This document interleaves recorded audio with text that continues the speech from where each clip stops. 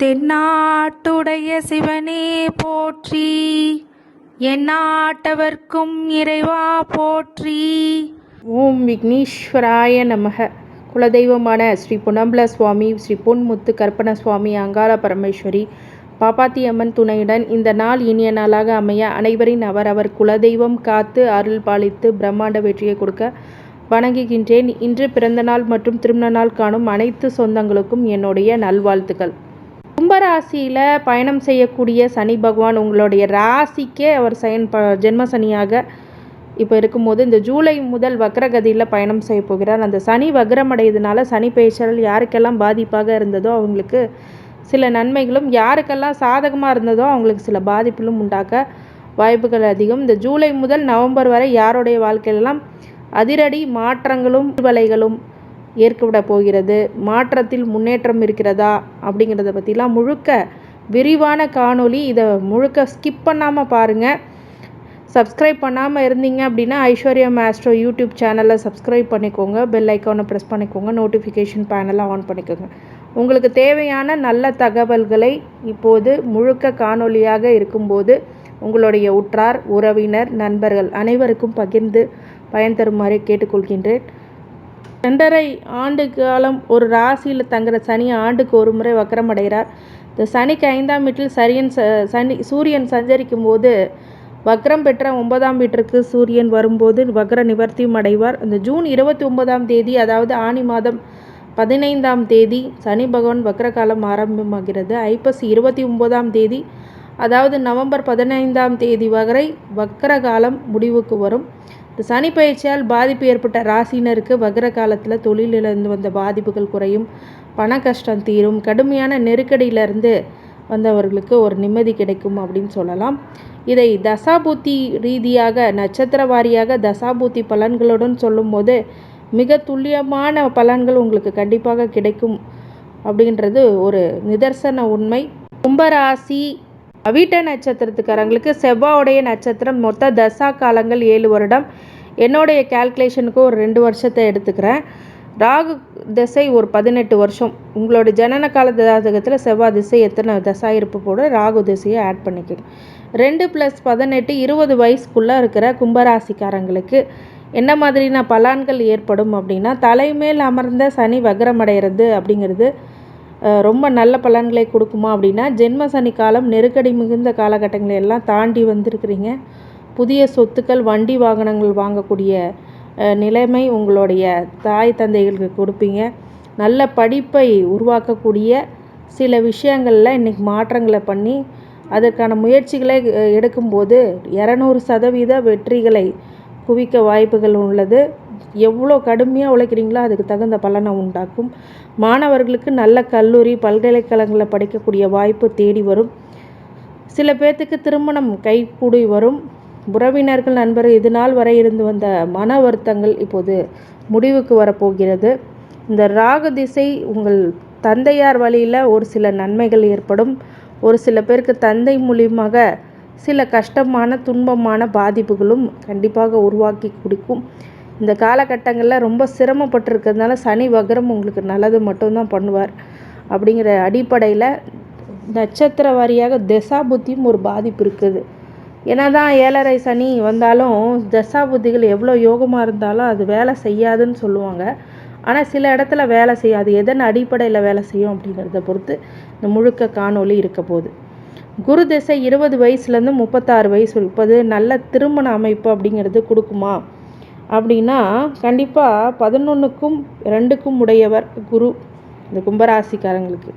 அப்போ இந்த காலகட்டத்தில் திருமணம் லேட்டாக ஆகிறவங்களுக்கு செகண்ட் மேரேஜ் ஆகாமல் இருக்குங்க, டிவோர்ஸ் எல்லாம் ஆயிடுச்சு, ஆனால் கொஞ்ச நாள் கஷ்டப்படுறேன் அப்படின்னா செகண்ட் மேரேஜுக்காக வெயிட் பண்ணுறேன், அவங்களுக்குலாம் செகண்ட் மேரேஜ் இருக்கும்.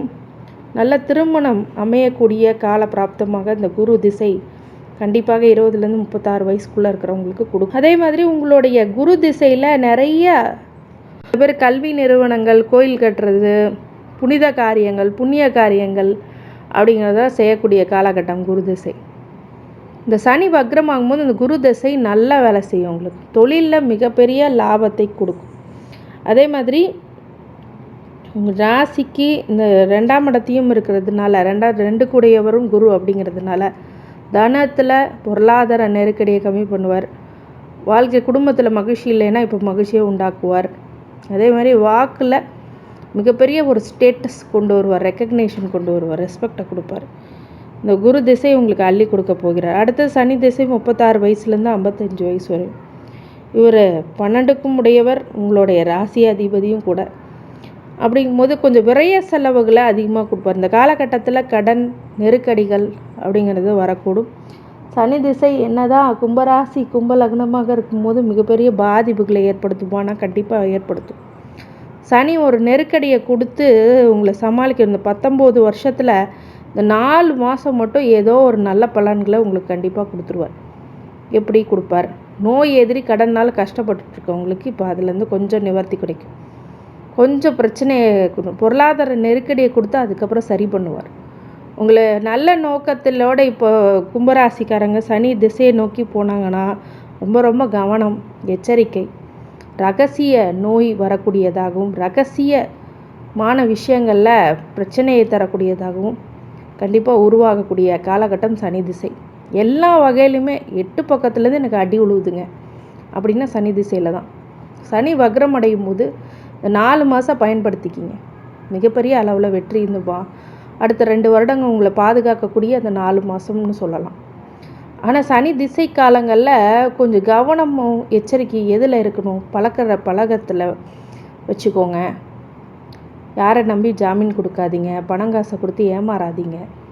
வேலை கொடுக்குறேன்னு சொல்லி ஏமாற்றி பணம் வாங்கிறது, உங்களையே நீங்கள் இழக்கிற செய்யக்கூடிய சில விஷயங்கள்லாம் ஏமாற்று பெறுவர்கள் சுற்றி திரிவார்கள் இந்த சனி திசையில். உங்களை கீழ்நிலைப்படுத்தி அதை பார்த்து சந்தோஷப்படுறதுக்குன்னு ஒரு கூட்டம் இருக்கும்.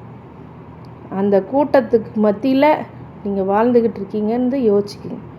அப்படிங்கும்போது நிறைய விஷயங்களை வெளில சொல்லாதீங்க. எவ்வளோ கஷ்டம் வந்தாலும் அது உங்கள் மனசில் போட்டுக்கிறத விட அதை வெளியில் தூக்கி வச்சு யாருக்கும் எந்த விஷயமும் தெளிவுபடாமல் பேசாமல் அமைதியாக இருக்குது, பொறுமையாக இருக்கணும், கவனமாக இருக்கணும், எச்சரிக்கையாக இருக்கணும்.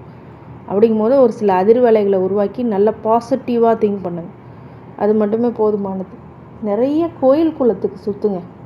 அது இந்த சனி திசை பாதுகாக்க ஆஞ்சநேயர் வழிபாடு பண்ணுங்க, ரொம்ப நல்லது. புதன் திசை 55 வயசுலேருந்து 72 வயசு வரைக்கும். புதன் உங்களுக்கு 5க்கும் 8க்கும் உடையவர்.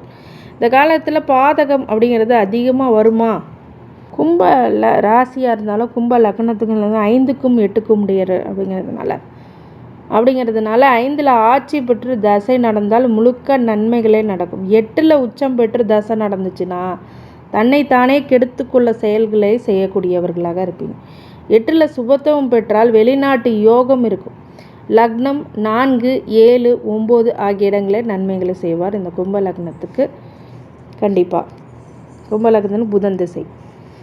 இந்த புதன் திசையில் கொஞ்சம் பார்த்து நடந்து 8ல் உச்சம் பெற்றிருக்கா இல்லை 5ல் ஆட்சி பெற்றிருக்கிறாங்கிறது உங்களுக்கு தெரியலன்னா உங்கள் ஜனனகால ஜாதகத்தை ஜோதிட ஆலோசனைக்கு இந்த நம்பருக்கு கால் பண்ணுங்கள்.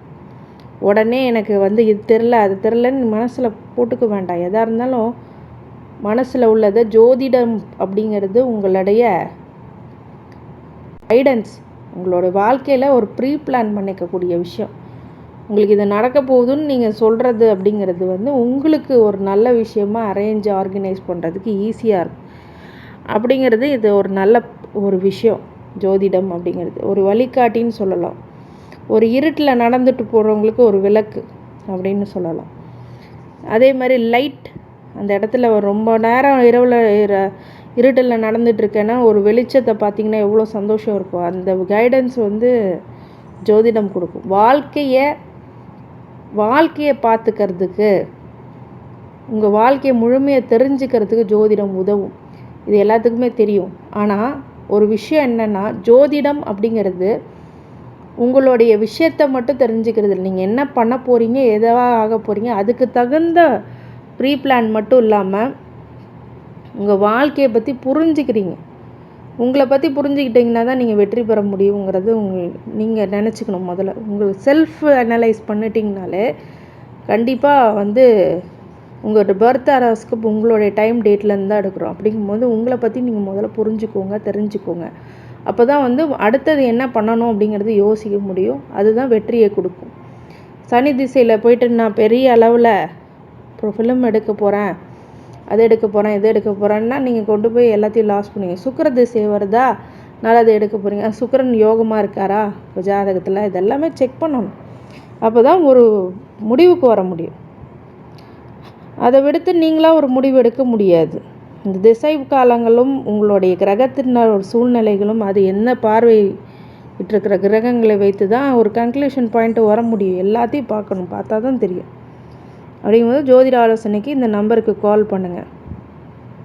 கேது திசை 72 வயசுலேருந்து 79 வயசு வரைக்கும் இந்த 7 வருட காலங்கள் வாழ்க்கையில் நிம்மதியின்மை, பிரச்சனைகள் அப்படிங்கிறதுலாம் இறை வழிபாடு மூலயமா சரி பண்ண முடியும். ஆன்மீக நாட்டம், ஆன்மீக சுற்றுலா பயணங்கள் இப்படிங்கிறது வெற்றியை கொடுக்கும்.